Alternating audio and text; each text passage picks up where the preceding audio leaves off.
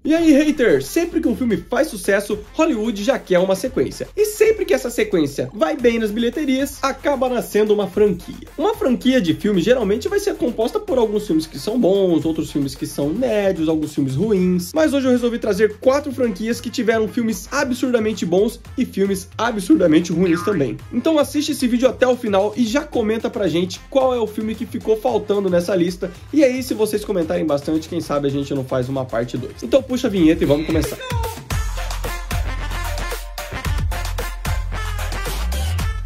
Velozes e Furiosos foi um filme lançado em 2001 que arrecadou mais de 144 milhões de dólares na bilheteria. E por mais que a aprovação dos críticos não tenha chegado, a aprovação do público foi certa. Então assim, quase 150 milhões de dólares em bilheteria lá em 2001 e a aprovação do público, é claro que eles não iam perder de fazer isso virar uma franquia. E assim foi feito com vários outros filmes de Velozes e Furiosos 2, 3, 4, 5, 6, mas foi lá em Velozes e Furiosos 7 que a bomba estourou de vez. Velozes e Furiosos 7 foi lançado lá em 2015 e tiveram uma série de fatores que fizeram esse filme bombar nas bilheterias. Uma delas foi a tragédia envolvendo o ator Paul Walker, que veio a falecer, e ele estava no meio das gravações do filme, então muita gente queria saber como eles iriam dar prosseguimento na obra sem o ator, que era um dos protagonistas, além de trazer vários personagens das antigas e alguns atores novos, como por exemplo Jason Statham pela primeira vez no filme de Velozes e Furiosos, além de ter sido um filme que o trailer empolgava bastante, tinham várias cenas de ação que pareciam ser muito boas para se assistir no cinema.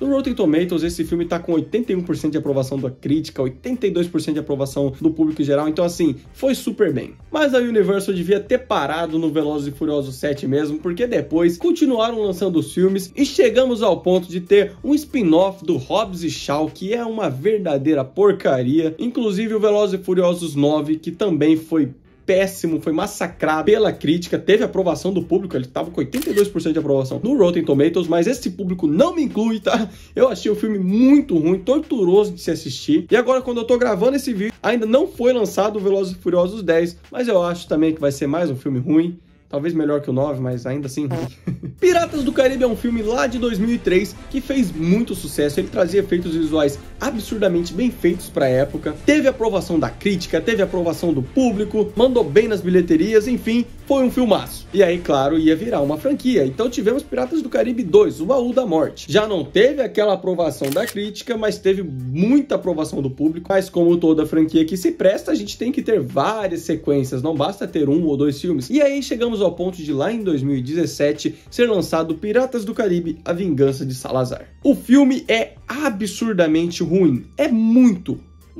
ruim esse filme. Eu não sei quem aprovou, quem que falou, quem que assistiu isso e falou, nossa, esse filme vai dar certo. A impressão que dá é realmente que esse filme não faz parte dos 4 outros filmes do Piratas do Caribe. Antes do filme 5, tivemos o Piratas do Caribe Navegando em Águas Misteriosas, o 4º filme da franquia. E na boa, por mais que esse filme não seja bom como a trilogia antes dele, ele ainda tinha a mesma essência do Piratas do Caribe, tinham vários efeitos práticos, os navios eram realmente construídos, era muito bom, a parte técnica pelo menos. Esse filme não, A Vingança de Salazar tem muito efeito 3D, é tudo, sei lá, não é crível como é nos outros. Eles tentam trazer uma pegada de aventura, colocam o Jack Sparrow em situações mais absurdas do que ele já tinha vivenciado até então. Eles desconstroem muita coisa que havia sido contado nos outros filmes, como por exemplo a forma que o Jack conseguiu a bússola. Trazia a promessa de que finalmente teríamos o Orlando Bloom de volta. Ele aparece em 2 cenas do filme, super curtas, não faz nada. E pra quem é brasileiro e assim como eu, adora uma boa dublagem, se deparou com uma grande decepção quando o filme chegou e não tinha a dublagem do Marco Antônio Costa, que era muito icônica pro Jack Sparrow.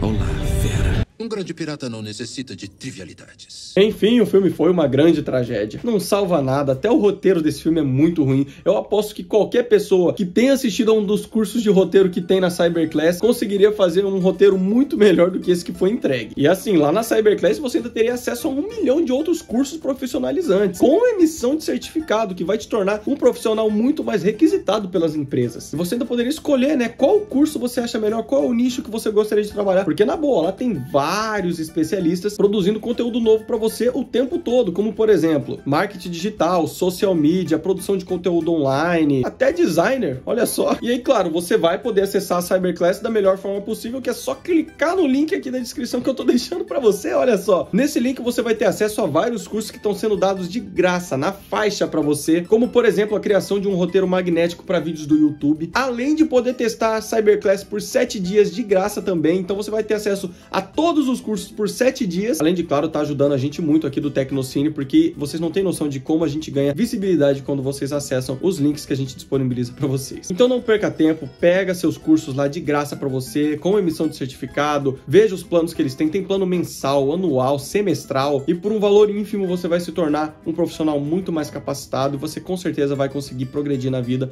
com a Cyberclass. E aproveitando que a gente falou de roteiro bom, por que não falar de X-Men? O primeiro filme dos X-Men, ele foi muito bem recebido por todo mundo, porque na época foi um milagre esse filme ter sido lançado. O orçamento que ele tinha para ser feito era muito pequeno perto do que ele precisava. Imagina só, um filme de super-herói no nível dos X-Men, que tem muito superpoder, muito efeito necessário para fazer um filme desse, lá em 2000. Então assim, era quase que impossível esse filme sair do papel, especialmente com um orçamento de 75 milhões de dólares. Mas mesmo com todo esse empecilho, o diretor Bryan Singer fez acontecer e o filme foi muito legal.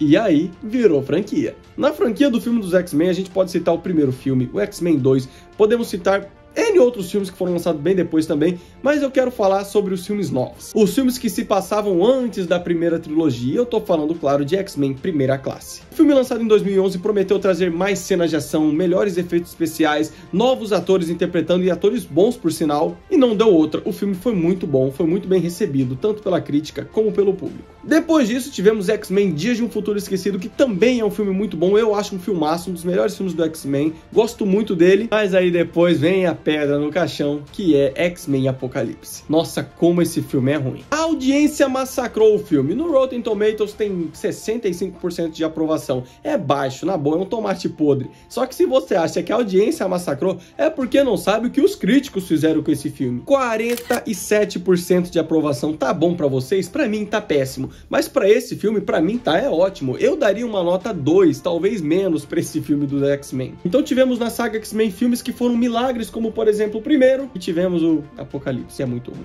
E depois ainda veio o Fênix Negra, que conseguiu ser pior ainda. Nossa quarta e última franquia não poderia faltar, que é Star Wars. Star Wars ele se divide em 3 sub-franquias, a trilogia clássica, a trilogia prequel e a trilogia sequel, que fala? Não sei.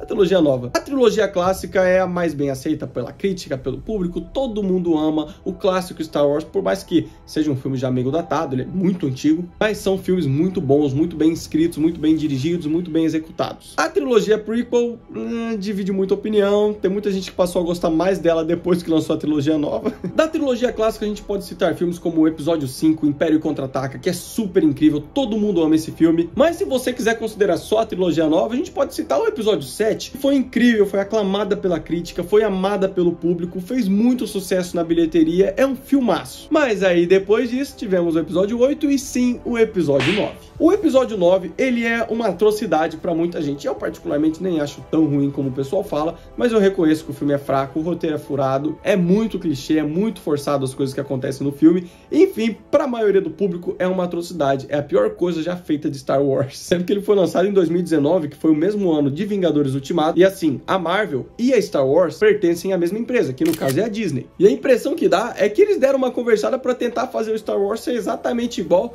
ao final de Vingadores Ultimato.